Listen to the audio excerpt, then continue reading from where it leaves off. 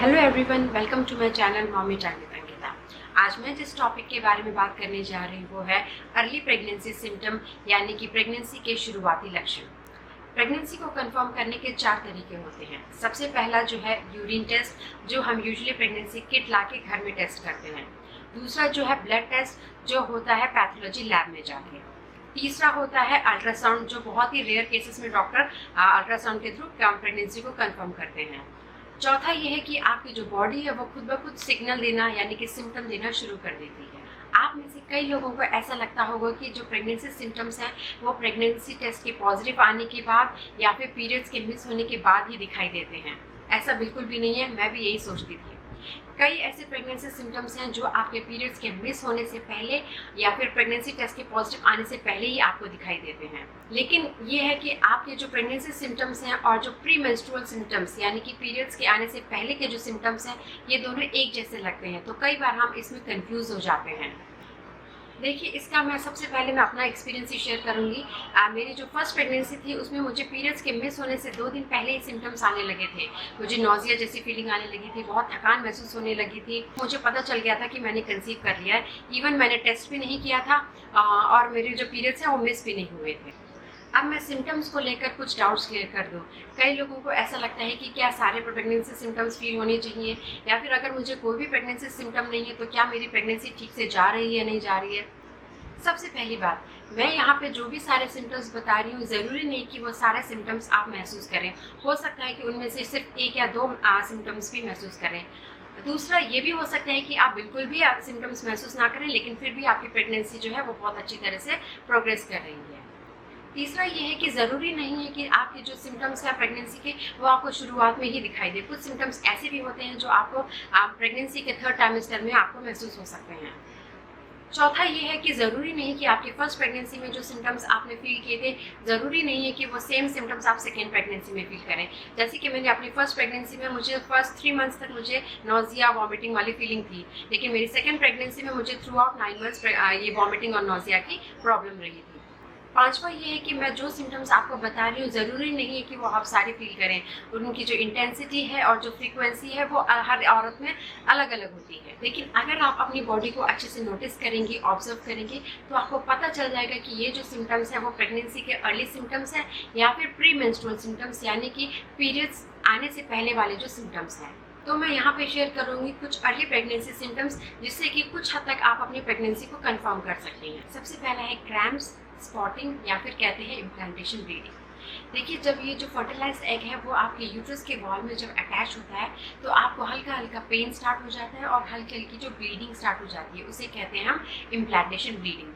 देखिए, ये implantation bleeding आपको पीरियड्स के मिस होने से 1-2 दिन पहले महसूस होने लगती है, और कई बार हम इसे जो नॉर्मल ब्लीडिंग, जो नॉर्मल पीरियड्स है, उसके साथ कंफ्यूज कर जाते हैं। देखिए, इसमें क्या डिफरेंस है कि जो इम्प्लांटेशन ब्लीडिंग में जो ब्लड का जो फ्लो है वो थोड़ा सा लाइट होता है कंपैरेटिवली जो पीरियड्स का ब्लड फ्लो होता है। जो पीरियड्स का ब्लड फ्लो होता है वो काफ़ी हैवी होता है। अब आप में से कई लोगों को ये डाउट होगा कि क्या हर किसी को ये इम्प्लांटेशन ब्लीडिंग होती है? जी बिल्कुल भी नहीं। मैंने अपनी फर्स्ट प्रेगनेंसी और सेकंड प्रेगनेंसी दोनों में ये सिम्टम जो है वो एक्सपीरियंस नहीं किया, लेकिन कुछ लोगों को ये इम्प्लांटेशन ब्लीडिंग का जो सिम्टम है वो दिखाई देता है अर्ली प्रेगनेंसी में। तीसरा अर्ली प्रेगनेंसी सिम्टम है ब्रेस्ट चेंजेस। देखिए, ब्रेस्ट में भी कुछ बदलाव आना शुरू हो जाते हैं, जैसे कि आपके जो ब्रेस्ट हैं वो हार्ड हो जाते हैं, फर्म हो जाते हैं, सूज जाते हैं। कई बार जब आप उन्हें टच करते हैं तो आपको पेन महसूस होता है। निपल्स के पास का जो एरिया, जिसे हम एरियोला कहते हैं, वो डार्क होना शुरू हो जाते हैं। तो इस तरह के आप कुछ बदलाव महसूस करेंगे। और देखिए, ये जो चेंजेस है वो जैसे जैसे आपकी बॉडी जो है प्रेगनेंसी के लिए एडजस्ट हो जाती है, धीरे धीरे जब आप सेकेंड ट्राइमेस्टर में एंटर करती हैं, ये सिम्टम्स भी धीरे धीरे चले जाते हैं। नेक्स्ट प्रेगनेंसी सिम्टम है थकान या फिर फटीग। देखिए, ये बहुत ही कॉमन है और लगभग हर औरत को ये एक्सपीरियंस करना पड़ता है, और ये मेन जो इसका रीज़न है प्रोजेस्टेरोन हार्मोन की वजह से हो सकता है। आपको थकान, आपकी जो शुगर लेवल लो हो गई है उसकी वजह से हो सकता है, आपके बीपी लो होने की वजह से आपको थकान महसूस हो सकती है, और जो खून का जो प्रोडक्शन है वो बढ़ जाता है, तो उसकी वजह से भी आपको जो है थकान महसूस हो सकती है। इसके लिए आप आयरन रिच डाइट लें और प्रोटीन की मात्रा जो है अपनी डाइट में उसे बढ़ाएं। नेक्स्ट सिम्टम है मॉर्निंग सिकनेस या फिर नॉजिया। और ये भी ज़्यादातर औरतें एक्सपीरियंस करती हैं। और ऐसा भी होता है कि कई लोगों को ये बिल्कुल भी सिम्टम्स महसूस ही नहीं होता है। देखिए, मैं अपने एक्सपीरियंस से बता रही हूँ, मुझे फर्स्ट प्रेगनेंसी में स्टार्टिंग के 3 मंथ्स मुझे जो है नोज़िया, ये वॉमिटिंग फीलिंग रही थी। लेकिन बाद में जो मेरी सेकंड प्रेगनेंसी थी उसमें मुझे जो पूरे 9 महीने रही है, और डॉक्टर के मेडिकेशन यानी कि डॉक्टर की दवाई से मुझे काफ़ी रिलीफ महसूस हुआ। तो मुझे वॉमिटिंग नहीं होती थी, बस जो नोज़िया वाली फीलिंग थी वो रहती थी।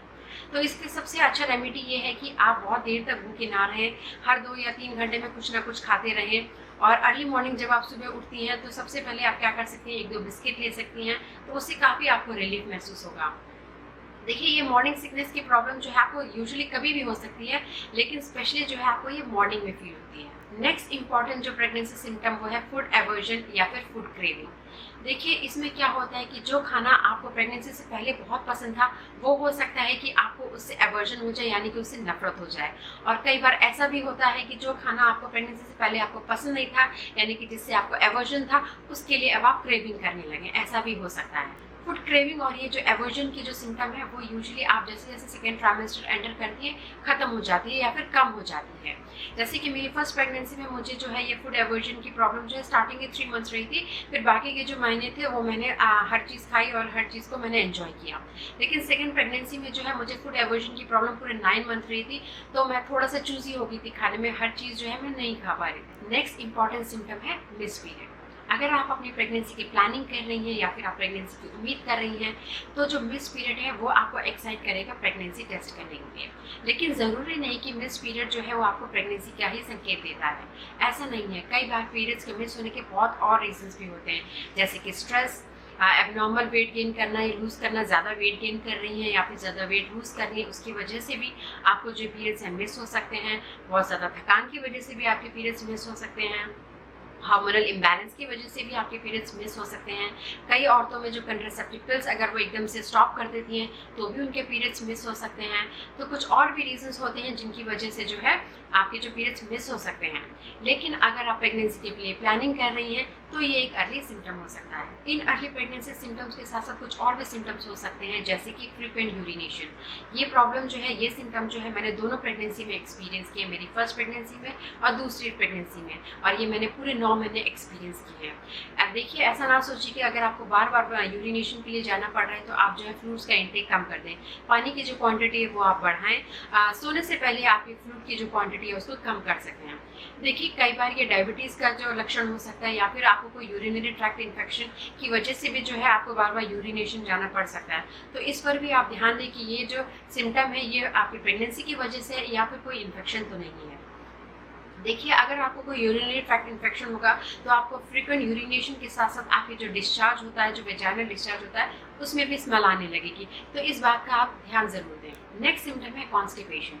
देखिए, ये सिम्टम भी आपको फील हो सकता है प्रोजेस्टेरोन हार्मोन की वजह से। इससे क्या होता है कि आपका जो खाना है बहुत स्लोली पास होता है।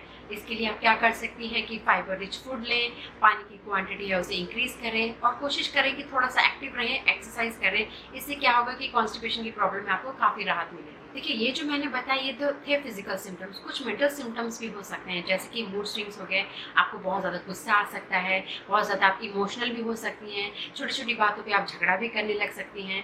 तो आप मेक श्योर करें कि आपके जो स्पाउस हैं उन्हें अंडरस्टैंड कराएं या फिर आपके जो आसपास रिलेटिव्स हैं उन्हें आसपास कराएं, ताकि उन्हें पता चल सके कि what you are going through, आपकी जो कंडीशन है उसे अंडरस्टैंड कर सकें। इसके साथ साथ आपको चक्कर आना, सिर में दर्द होना, कमर दर्द होना, ये सारे सिम्टम्स भी महसूस हो सकते हैं।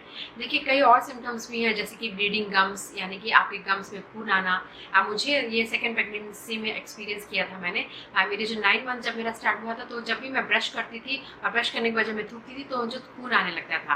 मैंने इग्नोर कर दिया क्योंकि जो है मेरी डिलीवरी डेट जो है वो काफ़ी पास आ गई थी।